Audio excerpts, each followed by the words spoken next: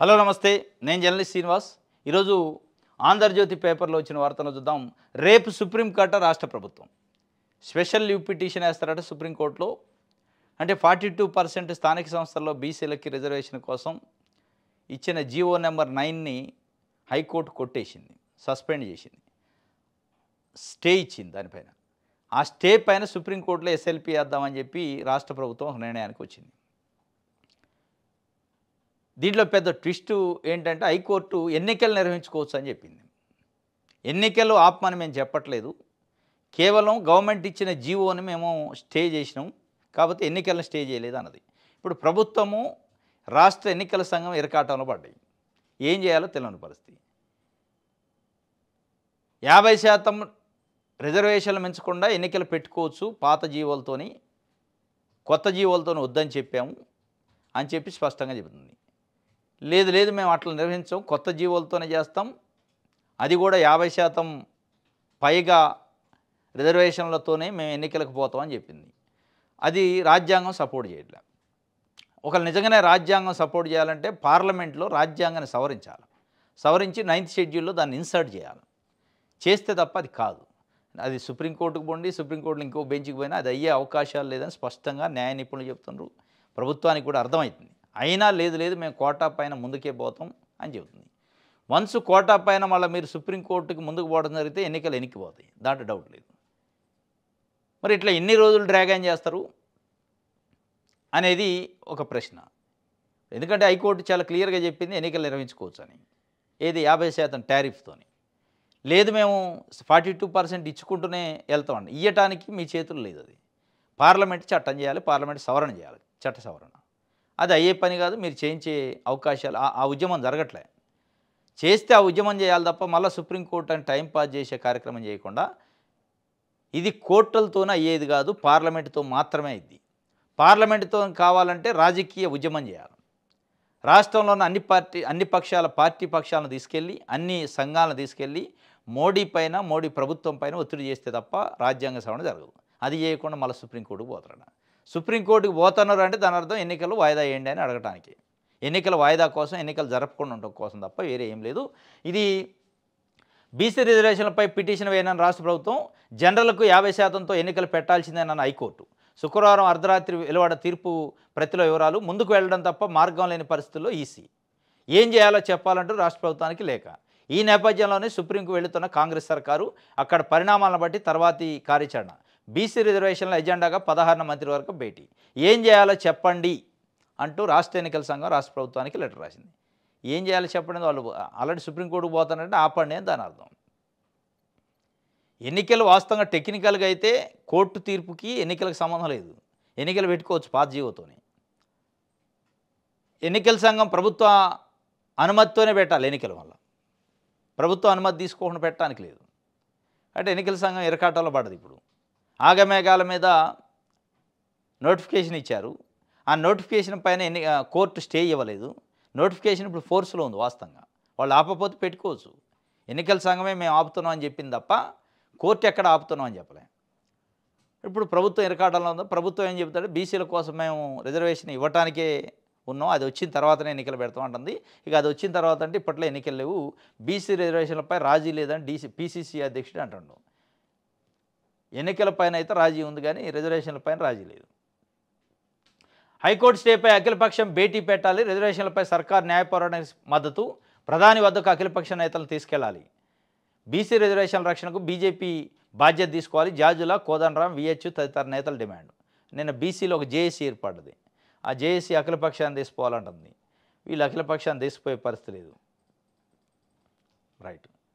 బనకచెర్లను అడ్డుకుంటాం, ఆల్మట్టి జలాశయం ఎత్తు పెంపును ఒప్పుకోం, కర్ణాటకలో కాంగ్రెస్ సర్కారు ఉన్న రాజీ పడబోం, 10 ఏళ్ల పాలనలో ఒక్క కాళేశ్వరం కట్టారు, అది కూలింది, హరీష్ రావు అసత్య ప్రచారాలను మానుకోవాలని ఉత్తమ్ కుమార్ చెబుతున్నాం.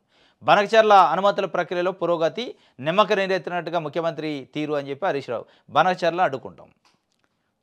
మన తెలంగాణ ప్రభుత్వం వ్యవహార శైలి ఎట్టుందంటే, అక్కడ ఆంధ్రప్రదేశ్లో చంద్రబాబు నాయుడు గారు బనకచెర్లకు డిపిఆర్ పైన, బనకచెర్ల పైన ఏదైనా అప్డేట్ రాగానే ఇక్కడ అడ్డుకుంటాం అంటారు. మరి ఎన్ని రోజులు అడ్డుకుంటారు? ఆయన మాట్లాడినప్పుడు మీరు అడ్డుకోవడానికి వస్తే నిజంగా అడ్డుకోవడానికి ముందే ప్లాన్ ఉండదా? డిపిఆర్ కోసం టెండర్లు పిలిచారు వాళ్ళు, 92 కోట్లు ఏమో పిలిచి డిపిఆర్ కోసం కొన్ని సంస్థలను టెండర్ పిలిచినాయి. ఇప్పుడు మళ్ళీ మేము బనకచర్లను అడ్డుకుంటాం. ఆయన డిపిఆర్ ఆగమేఘాల మీద డిపిఆర్ తర్వాత కేంద్రం దగ్గర పలుకుబడి ఉపయోగించి కట్టాలని ప్రయత్నం చేస్తున్నారు. కేవలం ఆయన ప్రకటన చేసినప్పుడు మీరు ఒక ప్రకటన చేస్తున్నారు తప్ప పని లేదు. చంద్రబాబు నాయుడు గారి కాడ నుంచో లేదా రాష్ట్ర ప్రభుత్వం నుంచి ఏమైనా అప్డేట్ ఉంటే ఒక ప్రకటన బయటకు వచ్చిందనుకో వెంటనే లేదు మేము అడ్డుకుంటాం. అది ఎప్పుడు అంటారు మళ్ళీ బీఆర్ఎస్ వాళ్ళు ఏదన్నా అన్నారు అనుకో, ఏంటి బనకచర్ల పైన మీ స్టాండ్ ఏంది మాట్లాడరు ఏంటంటే లేదు మేము మాట్లాడుతున్నాం అడ్డుకుంటాం అంటారు. ఈ అడ్డుకునేది ఎప్పుడు? అంతా అయిపోయాక అడ్డుకుంటారా? ఈ అడ్డుకోవడానికి సంబంధించి మీరు legal phyto technical phyto administrative phyto ఏం చేస్తున్నారో ఎక్కడ ఇచ్చారు లెటరు? దాని ఫాలోఅప్ ఏంటి? అది లేదు, అడ్డుకుంటాం అంటారు. కొండా వర్సెస్ పొంగులేట దేవాదాయ శాఖలో పొంగులేటి జోక్యం, అధిష్టానానికి కొండా దంపతుల ఫిర్యాదు. ఎవరిపైన మేము ఫిర్యాదు చేయలేదని మురళి చెప్పిండు. ఇక మంత్రుల పంచాయతీ పెద్ద పంచాయతీ అయింది. మొన్న పొన్నం ప్రభాకరు అడ్లూరు లక్ష్మణ్ కుమారు వాళ్ళిద్దరు పంచాయతీ. వీళ్ళ పంచాయతీ టెండర్ల సిచ్చిది, పంపకాలు టెండర్ల పంపకాలలో దేవాదాయ శాఖ టెండర్లో నువ్వెట్లా వస్తావు అని పొంగులేటిని అంటుంది ఆమె. లేదు లేదు నేను వరంగల్ జిల్లా ఇన్ఛార్జి మంత్రి గారిని నేను ఇన్వాల్వ్ అవుతా, ఒకరు అయితే అవ్వచ్చు వరంగల్ ఇన్ఛార్జి మంత్రి, కానీ నా మదర్ డిపార్ట్మెంట్ అది నా శాఖ, నా శాఖలో మీరు ఇన్వాల్వ్ అయ్యి ఆ సమ్మక్క సారక్క జాతరకు సంబంధించిన టెండర్లు మీ మనుషులకి ఎట్లా ఇప్పిస్తారు, నా మనుషులకి ఇప్పించాలి. వీళ్ళంతా పంపకాల్లో ఉన్నారు. మంత్రులు మొత్తం పంపకాల ఆ బిజీలో ఉన్నారు, ప్రజల గురించి మర్చిపోయారనే ఒక చర్చ జరుగుతుంది. అయినా కానీ బయటపడుతున్నారు వీళ్ళు. ప్రజలు ఏమనుకుంటారు, ప్రజల్లో పరుగు బాధ్యమని కనీసం కూడా లేని పరిస్థితి ఈరోజు మంత్రులు.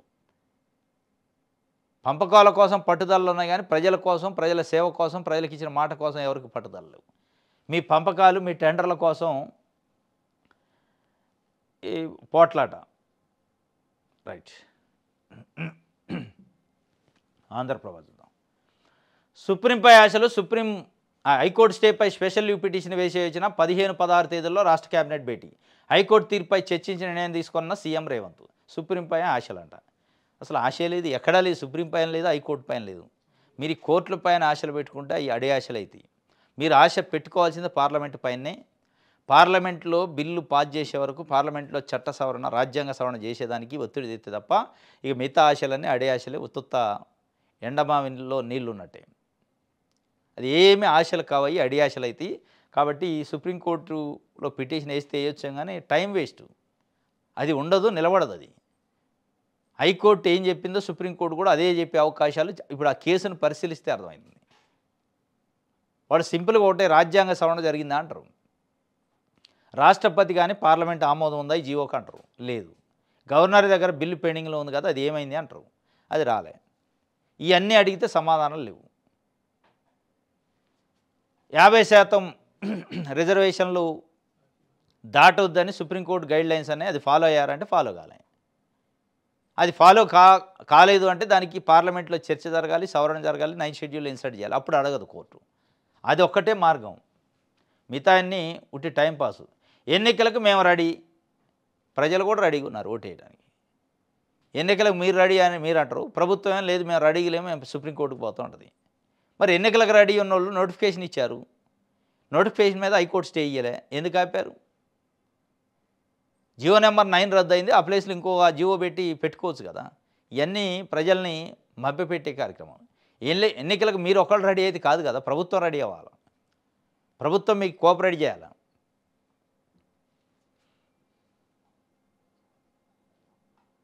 టెండర్ల స్విచ్. సీఎం వద్దకు చేరిన మేడారం ఆలయ అభివృద్ధి పంచాయతీ ఇన్ఛార్జి మంత్రిగా పైచేయి కోసం పొంగులేటి ప్రయత్నం. దేవాదాయ శాఖ మంత్రిగా తన పరిధిలోనే జరగాలి, కొండా సురేఖ పట్టు. పరస్పరం పార్టీ అధిష్టానానికి ఫిర్యాదులు. టెండర్ల స్విచ్ మంత్రుల మధ్యలో వచ్చింది అంటే ఇది పంపకాల స్విచ్ అనుకోవాలి ఒక రకంగా. సమ్మక్క దేవాదాయ శాఖ పరిధిలో సమ్మక్క మేడారం ఆలయ అభివృద్ధి పంచాయతీ అట. మేడారం ఆలయ అభివృద్ధి సంబంధించి టెండర్లు పిలిచే దాంట్లో నా మనిషికి ఇవ్వాలంటే నా మనిషికి ఇవ్వాలని వాళ్ళు పట్టుకుంటున్నారు. బనకచర్లను అడ్డుకోలేరా అని హరీష్ రావు అడిగితే లేదు 600 అయినా కట్టనేమంటాడు. కేవలం పత్రికలలో ప్రకటనలు ఉంటున్నాయి కానీ ప్రాక్టికల్గా ఫైట్ లేదు. ఆల్రెడీ ఆల్మట్టి డ్యాము ఎత్తు పెంచడానికి 72,000 కోట్ల నిధులు కూడా ఇచ్చారు కర్ణాటక ప్రభుత్వం. దానిపైన 5 మీటర్లు పెంచడానికి దానిపైన ఇంతవరకు సడి లేదు, సఫిడ్ లేదు. ఒకవైపు ఆల్మట్టిది నడుస్తుంది, ఇంకొక వైపు చంద్రబాబు నాయుడు గారు బనకచర్ల కోసం డిపిఆర్ కోసం టెండర్లు పిలిచారు ప్రైవేట్ కంపెనీలని. అదంటే అది ఆన్గోయింగ్లో ఉంది, ఇది ఆన్గోయింగ్లో ఉంది. వీళ్ళు ఇక్కడ హైదరాబాద్లో కూర్చొని మేము ఎట్టి పరిస్థితుల్లో కట్టనీయం, మేము అడ్డుకుంటాం. ఏంది ఎట్లా అడ్డుకుంటారంటే పేపర్ల ప్రకటనలతోనే అడ్డుకుంటాడు. మీ పేపర్ల ప్రకటనలు చూసి ఎవడన్నా ఆపుతాడు? మీరు ఇక్కడ పేపర్లో ప్రకటన చేస్తున్నారు. ఆల్బట్టి కోసం 70,000 కోట్లు కర్ణాటక గవర్నమెంట్ రిలీజ్ చేసింది, శాంక్షన్ ఇచ్చింది. ఇంకొక వైపు మీరు ఇక్కడ పేపర్లో ప్రకటన చేస్తున్నారు. బనకచెర్ల కోసం టెండర్లు పిలిచిండు, డిపిఆర్ కోసం చంద్రబాబు నాయుడు గారి ప్రభుత్వం. అయినా మీరు పేపర్లే ప్రత్యక్షంగా పోరాటానికి దిగరు. ఇది ఆగిద్దా అంటే చివరికి ఆగిద్దా ఉంటుందా అనేది మనం కాలం సమానం చెప్పాలి తప్ప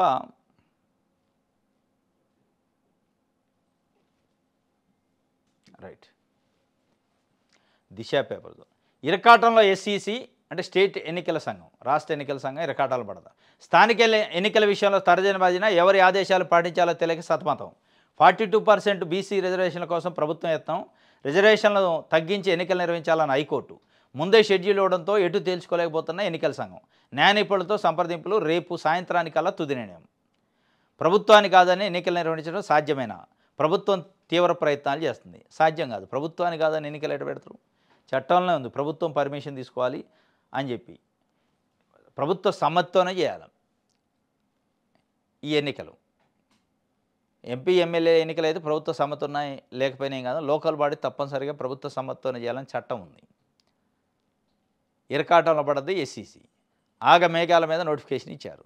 అంటే వాళ్ళు ఇంటెన్షన్ ఏంటంటే నోటిఫికేషన్ ఇస్తే కోర్టులు ఎన్నికల ప్రక్రియలో జోక్యం చేసుకోగాట్టి ఎన్నికలు పెట్టుకోవచ్చు అన్నారు.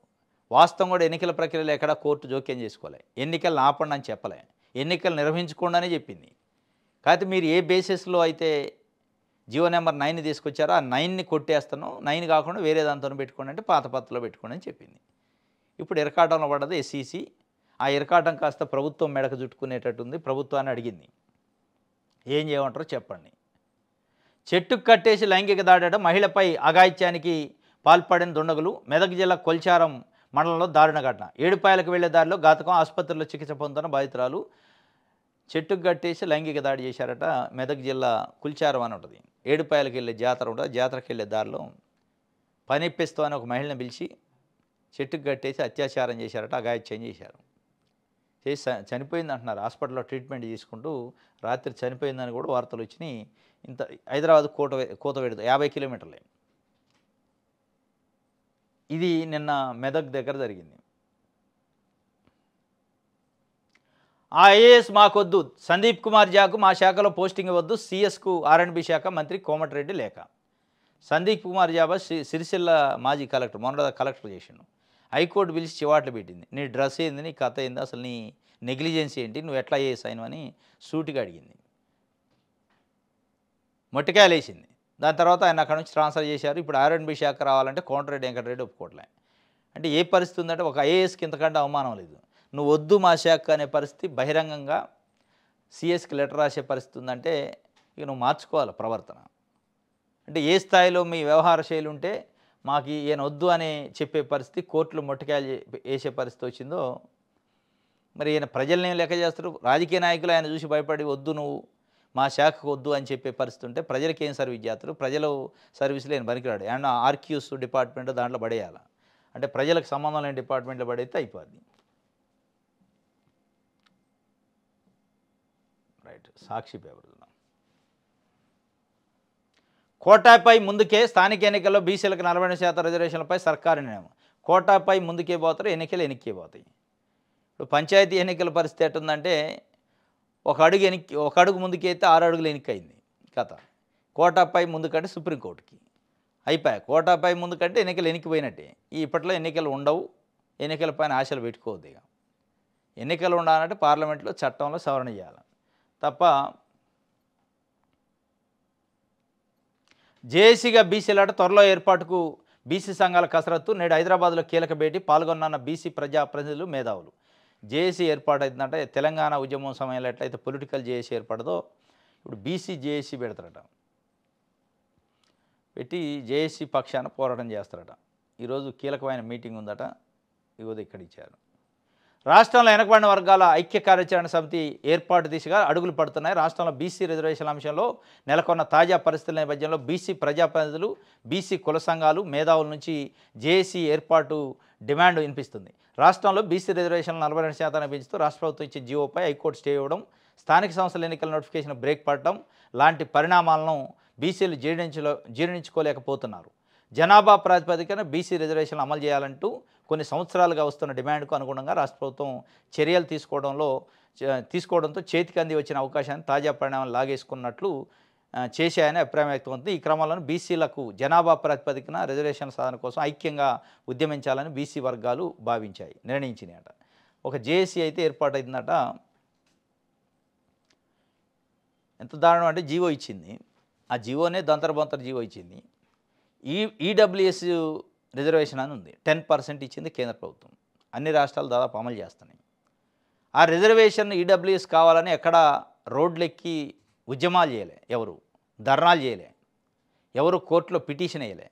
కానీ 5% ఉన్న ఈడబ్ల్యూఎస్ వాళ్ళకి 10% రిజర్వేషన్ ఇచ్చారు. ఏ కోర్టులు అడ్డుకోవు, ఏ ప్రభుత్వాలు అడ్డుకోవు, ఏ చట్టాలు అడ్డం రాలే. కానీ 56% ఉన్న బీసీలకి 42% రిజర్వేషన్ ఇస్తా అంటే కోర్టులు అడ్డం వస్తాయి, జీవోలు అడ్డం వస్తాయి, నిబంధనలు అడ్డం వస్తాయి, పార్లమెంట్లు అడ్డం వస్తాయి, గవర్నర్లు, రాష్ట్రపతులు కూడా అడ్డం వస్తారు. అంటే పరిపాలన ఏం జరుగుతుంది అనేది మనకి స్పష్టంగా అర్థమవుతుంది. అంటే ఎవరి చేతిలో ఆధిపత్యం ఉంది, ఎవరి చేతిలో పరిపాలన ఉంది, ఎవరి చేతిలో రాజ్యాధికారం ఉంది.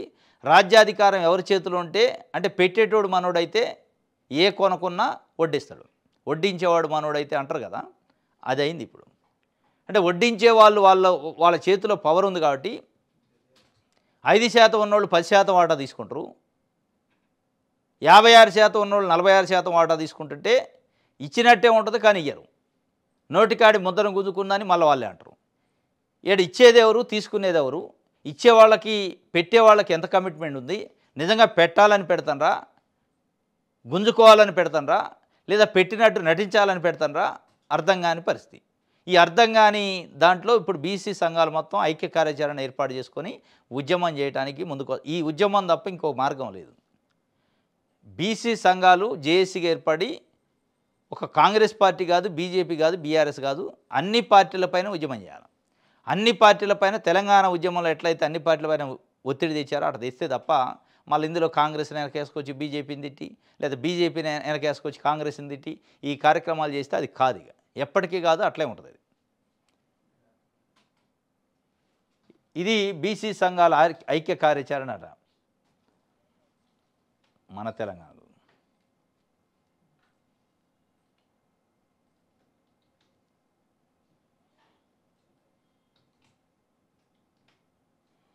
రైట్. 16న క్యాబినెట్ భేటీ ఉంటుందట. నీటిపారుదల ప్రాజెక్టులు, బీసీ రిజర్వేషన్లపై సమావేశం ఉంటుందట ఈ నెల 16న. ఏ సమావేశం పెట్టినా ఉద్యమం తప్ప వేరే మార్గం లేదు. జై భవానీ అట తెగో చూపి దొంగను తరిమి కొట్టిందట. 18 ఏళ్ల షాపూర్ నగర్ బాలిక. నెటిజన్ల ప్రశంసలు. నేటి తరహాలో పిల్లలు మొబైల్ ఫోన్లో గేమ్స్లో మునిగిపోయి ఉండగా చింతల్ భగత్ సింగ్ నగర్కి చెందిన 13 ఏళ్ల భవానీ అనే బాలిక అసాధారణ ధైర్యంతో అందరికీ ఆదర్శంగా నిలిచింది. పట్టపగలి చోరీకి యత్నించిన దొంగలను ప్రాణాలకు తెగించి అడ్డుకొని దొంగతనాన్ని విఫలం చేసింది.